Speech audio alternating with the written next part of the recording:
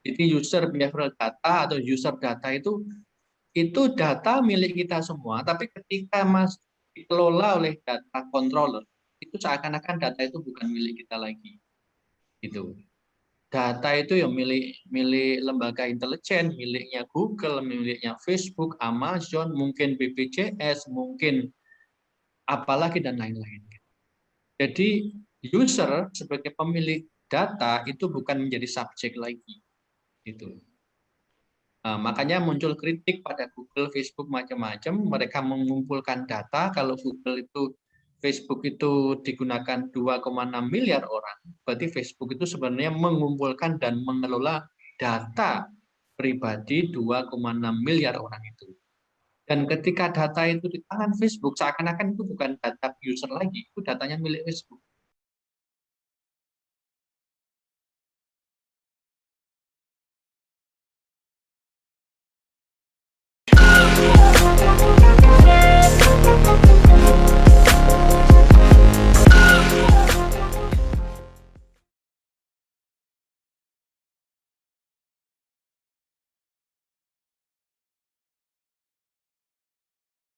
Allahu Akbar, Allahu Akbar, Allahu Akbar. La ilaha illallah, Allahu Akbar. Allahu Akbar, walillahil hamd. Assalamualaikum warahmatullahi wabarakatuh. Bersama saya Bambang Sadono di channel Inspirasi untuk Bangsa. Mudah-mudahan kita bisa berdiskusi di channel ini secara jernih, berimbang, dan arif. Saya ditemani oleh Mas Bayu Wardana, nanti yang akan membantu mengatur diskusi ini sebagai moderator. Nah, kami kali ini akan mendiskusikan suatu masalah yang saya kira kalau itu benar-benar terjadi, itu benar-benar menggelisahkan seluruh warga negara Republik Indonesia. Yaitu karena beberapa hari yang lalu itu ada informasi, ada berita yang marak, yaitu informasi tentang spekulasi mengenai bocornya data pribadi. Nah, ini sudah sejak lama sebenarnya menggelisahkan, ya, karena data pribadi itu bisa disalahgunakan, dan kita sudah tahu praktek-praktek di media virtual, di online, di media komunikasi yang orang sering mengalami kesulitan, mengalami mungkin secara pribadi atau bahkan juga secara sosial, secara kewarganegaraan itu bisa dirugikan. Maka kami mengangkat masalah ini untuk menjadi pembicaraan secara publik, didahului oleh Bapak Agus Sudibyo. Ini sekarang anggota Dewan Pers, tetapi saya tahu ini pejuang keterbukaan informasi sudah sejak lama, yang akhirnya menghasilkan undang-undang keterbukaan informasi. Beliau kalau tidak salah masih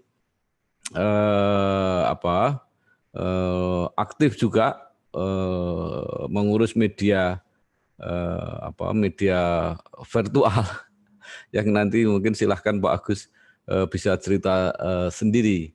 Jadi mudah-mudahan nanti diskusi ini benar-benar bisa mencari solusi secara permanen, sehingga dalam jangka panjang masyarakat tidak selalu dihantui oleh was-was. Ini kalau data saya bocor, kalau bocor ini akibatnya apa, ya, dan bagaimana cara mencegahnya. Saya kira ini pengantar saya. Saya Bambang Sadono yang mengelola kanal YouTube Inspirasi untuk Bangsa ini. Mudah-mudahan benar-benar bisa memberi inspirasi dan memberi partisipasi untuk mencari solusi masalah-masalah yang dihadapi oleh masyarakat. Baik, saya langsung saja ke Mas Agus Sudibyo. Mungkin saya akan mengawali dengan pertanyaan ketiganya untuk membantu kita semua.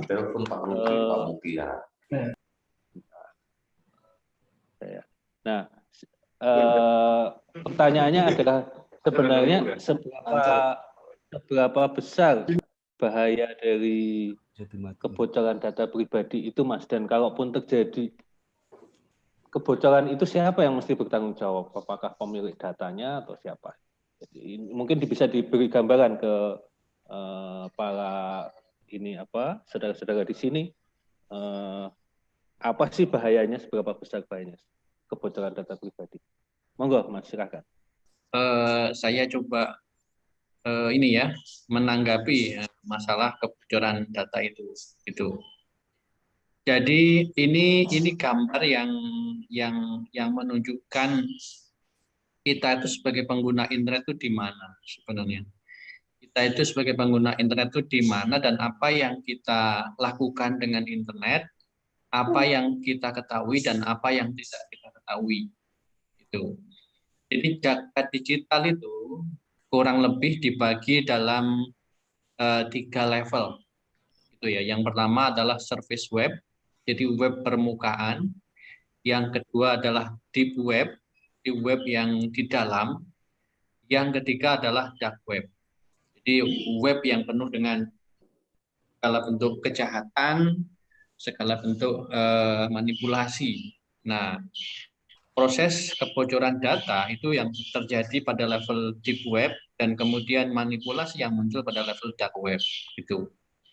Jadi Bapak Ibu sekalian, intinya begini, kita itu sebagai awam, sebagai orang biasa yang menggunakan internet itu sebenarnya hanya mengetahui 5% saja dari jagat digital itu, yaitu jagat service web itu, web permukaan.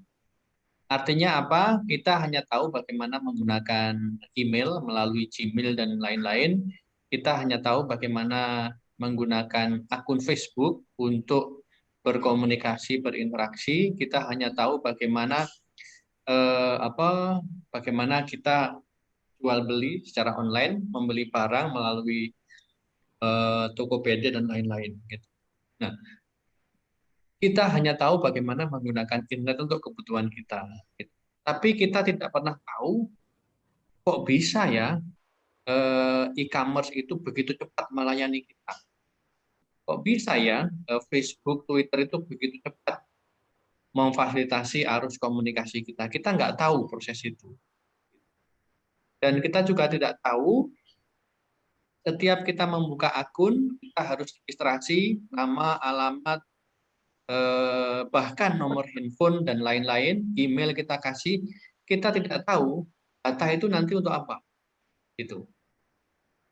Kita tidak tahu persis data yang dikelola oleh platform ini bisa platform digital, juga bisa institusi publik yang mengelola data kita tidak tahu data untuk apa. Gitu. Karena apa?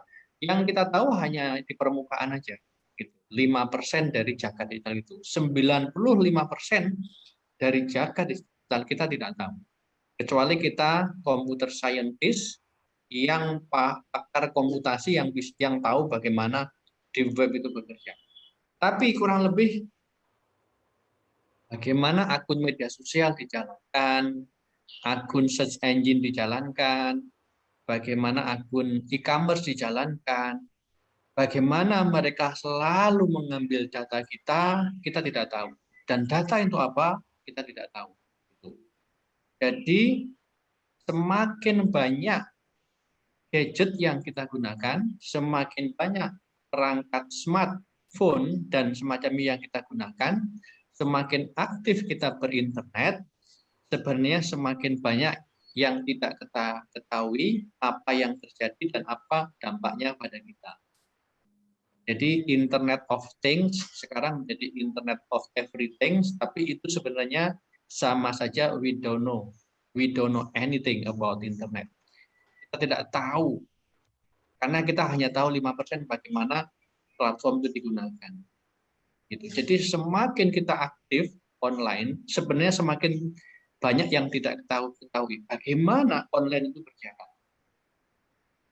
Nah, pada level deep web itulah sebenarnya data kita itu ditambang, dan untuk apa selanjutnya, apakah penambangnya memiliki sistem yang solid sehingga data itu tidak bocor kemana-mana, kita tidak tahu. Atau bahkan jangan-jangan para penambang data itu, data controller itu, baik perusahaan swasta, nasional maupun luar negeri, lembaga publik, itu mereka tahu nggak mengelola data dengan aman itu bagaimana. Karena begitu data itu dikumpulkan, teman-teman, siapapun pengumpulnya, swasta atau pemerintah, mereka tidak peduli lagi keamanan data itu.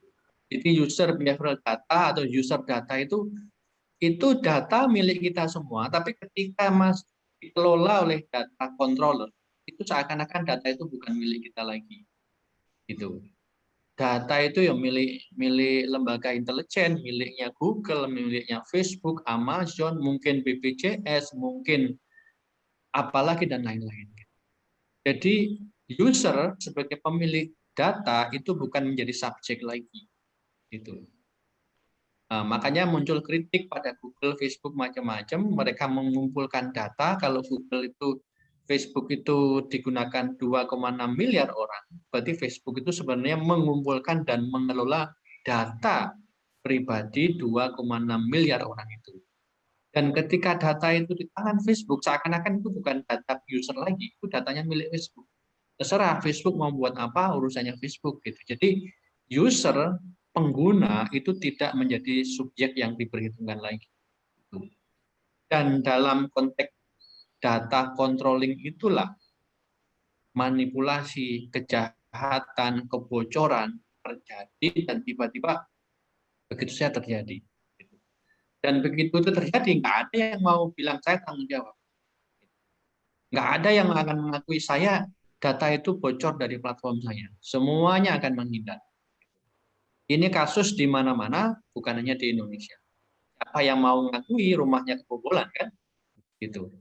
Kita tidak tahu data itu untuk apa, apakah dijual belikan, apakah digunakan untuk maksud-maksud yang baik, misalnya untuk membuat aplikasi, membuat fitur-fitur yang lebih memudahkan pembaca, pengguna, itu bisa terjadi. Jadi data itu tidak selalu buruk, data itu juga digunakan oleh platform untuk memperbaiki layanan mereka.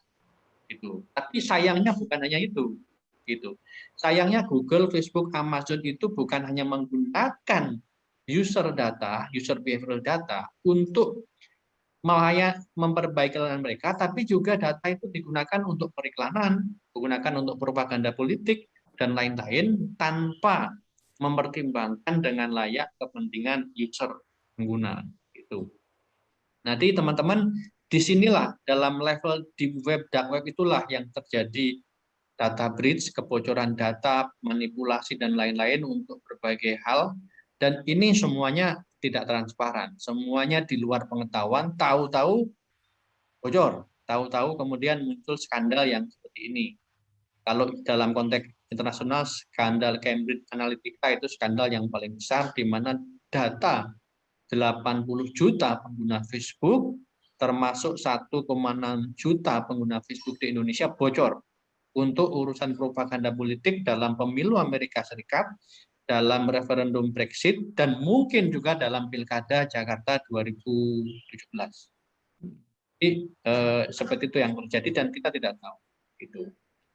Nah, artinya apa? Kehidupan publik kita, kehidupan politik kita itu sekarang terletak dalam lingkaran sistemik digitalisasi ini. Gitu. Karena setiap hari kita itu online, mau diskusi juga online seperti ini, mau apapun online, orang Indonesia itu punya handphone lebih dari satu, penduduk Indonesia itu 276, tapi handphone yang beredar, smartphone yang beredar lebih dari 300 juta. Gitu. Dan orang Indonesia sangat mania terhadap gadget, terhadap internet, terhadap media sosial, luar biasa, sehingga kehidupan privat kita, kehidupan publik kita itu tidak terlepas dari lingkaran sistemik digitalisasi itu. Tidak terlepas dari teknologi cloud, tidak terlepas dari teknologi big data, machine learning, artificial intelligence, tidak terlepas dari penggunaan media sosial, tidak lepas dari penggunaan aplikasi-aplikasi Internet of Things. Jadi hidup kita semakin digital, tapi semakin digital itu bisa dalam arti hidup kita lebih colorful, lebih menarik, lebih efisien, tapi juga hidup kita itu serba terpapar oleh berbagai kemungkinan manipulasi, intervensi, dan lain-lain. Karena apa? Data kita bukan lagi milik kita. Data kita itu dimiliki oleh data controller. Itu bisa perusahaan platform global, bisa perusahaan media, bisa swasta, bisa pemerintah. Nah, sebenarnya kalau saya ikuti kebocoran data itu yang muncul itu baru data demografis kalau nggak salah ya, umur, jenis kelamin, etnisitas, lokasi, status pekerjaan, gajinya berapa, dan lain-lain. Baru data demografis gitu. Tetapi yang lebih berbahaya teman-teman, kalau ada lembaga, institusi, ataupun swasta yang bisa mengumpulkan data psikografis kita atau data psikometris kita. Data tentang personality, value, perilaku, kepentingan, lifestyle, dan lain-lain. Data yang mengetahui Mas Bayu ini personalitinya bagaimana, value-nya apa, secara politik berpihak kemana, orientasi agamanya apa, hobinya apa, sekarang lagi sedang apa yang dibutuhkan, berapa pacarnya, dan karuan yang lain gitu. Nah, data psikometris inilah yang sebenarnya lebih berbahaya kalau itu sampai bisa dipetakan dan dikumpulkan dan dijual belikan seperti yang terjadi itu. Nah, kita perlu lihat lebih jauh sebenarnya data yang bocor itu data pada level mana? Apakah pada level demografis atau level psikografis atau kombinasi di antara dua-duanya ini? Dalam konteks internasional, data psikografis ini yang lebih berbahaya gitu. Coba kalau kita refer pada pemilu Amerika Serikat, dua pemilu terakhir itu, misalnya pada 2016 ya, orang-orang yang pro Muslim di Amerika Serikat, karena diketahui pro Muslim, setiap hari itu diberi informasi yang pro Muslim. Kemudian dikelompokkan dengan orang-orang yang sama pro Muslim. Tapi pada 2 hari sebelum coblosan, kemudian muncul di newsfeed orang-orang pro Muslim ini, pilihlah Trump. Karena Trump adalah tokoh calon presiden yang favorable terhadap Muslim, dengan gambar Trump muncul dengan tokoh-tokoh Arab, dunia Arab misalnya gitu. Atau orang-orang yang value-nya itu keluarga, itu 4 bulan itu dibombardir dengan konten-konten tentang keluarga, ramah keluarga, dan lain-lain. Gitu. Terus itu kemudian dikelompokkan dalam grup-grup percakapan yang value-nya adalah keluarga. Tapi 1 hari menjelang coblosan kemudian muncul foto Trump dengan anak-anak kecil yang menciptakan Trump itu adalah tokoh yang ramah keluarga. Jadi itu data-data psikografis yang kemudian bisa digunakan untuk kampanye micro targeting, sebagaimana iklan micro targeting iklan yang sangat customized, yang sangat personalisasi gitu. Nah, ini ya sebenarnya yang dikhawatirkan gabungan antara data demografis dan psikografis ini yang bisa menyebar kemana-mana, dan inilah yang sebenarnya perlu kita perhatikan betul bagaimana melindungi data ini, bagaimana mendorong para warga Indonesia siapapun untuk tidak mudah membagikan datanya kepada siapapun secara sukarela maupun tidak, secara sadar atau tidak gitu. Jadi orang Indonesia itu kalau ingin membuka aplikasi apapun gitu, itu pokoknya kalau ada ini ya, term and condition itu agree, accept gitu saja. Tidak dibaca betul itu sebenarnya konsekuensinya apa gitu. Kalau kita membuka web terus ada permintaan web itu ingin mengakses cookies kita iyain aja. Kita tidak tahu, bahkan kita mungkin nggak tahu cookies itu apa dan apa konsekuensinya. Gitu. Jadi, nah saya juga yang terakhir, saya juga ingin sayangnya tidak ada dari DPR ya tentang Undang-Undang Pelindungan Data. Nah, saya pernah membaca satu versi di Undang-Undang Pelindungan Data. Mudah-mudahan versi yang saya baca itu sudah dikoreksi ya, sudah diperbarui lagi gitu. Jadi begini, pada suatu masa saya membaca itu kira-kira 3 atau 4 bulan yang lalu. Itu data yang akan dilindungi dengan Undang-Undang Perlindungan Data itu adalah yang disebut sebagai data strategis. Apa itu data strategis? Data yang terkait dengan keamanan, pertahanan, keamanan pemerintahan di Indonesia. Itu yang disebut sebagai data strategis yang akan menjadi main course dari Undang-Undang RDP. Mudah-mudahan ini sudah dikoreksi ya, mudah-mudahan gitu. Karena menurut saya, even di GDPR, General Data Protection Regulation di Uni Eropa, yang disebut sebagai data yang harus dilindungi, itu bukan data pemerintahan itu, gitu loh. Itu data warga negara yang bocor sekarang ini yang harus dilindungi oleh GDPR dan bayangan saya akan dilindungi oleh Undang-Undang PDB. Jadi bukan hanya data tentang pemerintahan, data yang terkait dengan keamanan pertahanan negara yang harus dilindungi oleh Undang-Undang PDB, tapi menurut saya adalah data pribadi setiap orang seperti yang hari-hari ini bocor. Itu.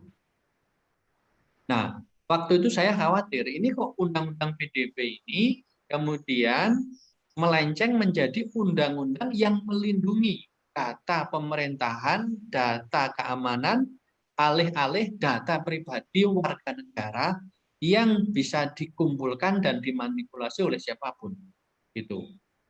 Nah, kebocoran 270 sekian juta data pengguna data warga negara yang hari-hari ini ramai, itu menunjukkan bahwa Undang-Undang PDB, pelindungan data pribadi itu pertama-tama harus melindungi data setiap warga negara Indonesia sebagai pengguna internet. Itu. Harusnya di situ main course-nya itu di situ. Lokus utamanya itu di situ, melindungi data warga negara. Gitu. Nah, melindungi data tentang pemerintahan, tentang ketahanan keamanan nasional tadi, itu perlu. Tapi menurut saya itu bukan main course dari Undang-Undang PDB itu. Gitu. Nah, itu yang terus terang saya setuju Undang-Undang PDB itu pelindungan data itu penting. Saya setuju Mas Bambang, gitu. Okay. Dan kita sudah terlambat sebenarnya, gitu. Tapi kalau dibandingkan negara yang antara dengan kita ya, negara yang berkembang ini, kita nggak terlambat amat.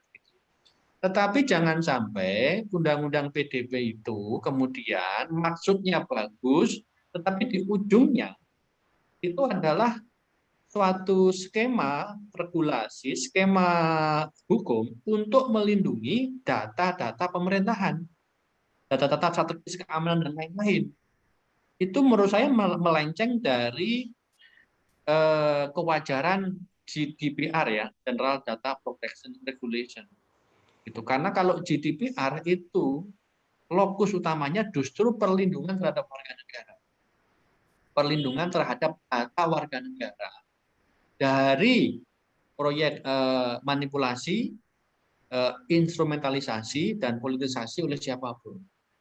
Dan kasus yang terjadi hari-hari ini itu harusnya menjadi pelajaran bersama kemana PDB itu akan diarahkan, gitu. Yaitu untuk melindungi kepentingan warga negara, gitu. Dan melindungi kepentingan warga negara itu sebenarnya juga melindungi kepentingan negara, gitu. Tapi tidak secara langsung bahwa rumusannya itu informasi strategis adalah informasi tentang keamanan, pertahanan nasional, terkait dengan informasi intelijen, terkait dengan data-data rahasia negara, rahasia pemerintah. Bukan itu menurut saya. Itu lokus utama dari PDB. Itu penting, gitu ya. Itu penting, tapi menurut saya itu bukan lokus utama, atau mungkin itu diatur di undang-undang yang lain. Gitu.